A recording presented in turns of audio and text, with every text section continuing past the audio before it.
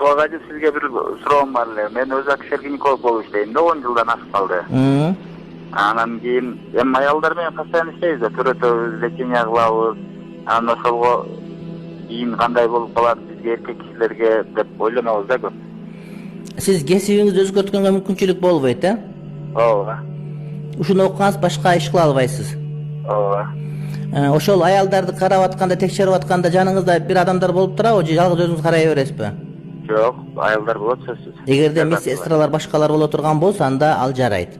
Анан жалгыз калып караганда кыйын. Ошон үчүн эгерде жардамчыңыз жок болсо аял кишилер, анда ошол келген аял кишилер жандарына шерик ала келген болуш керек болот. Ошондо дурус болот. Анткени мындай да, эркек менен аялдардын, сиз доктор жакшыраак билесиз, мээси эки башка жаралган. Кээ бир маселени аялдар тереңирээк түшүнсө, кээ бир маселени эркектер тереңирээк түшүнөт. Демек, ушул гинекология маселесинде дагы сөзсүз эркек дарыгерлер болуш керек. Алар өздөрүнүн Кудай берген акылдары менен илимге салымын кошуш керек.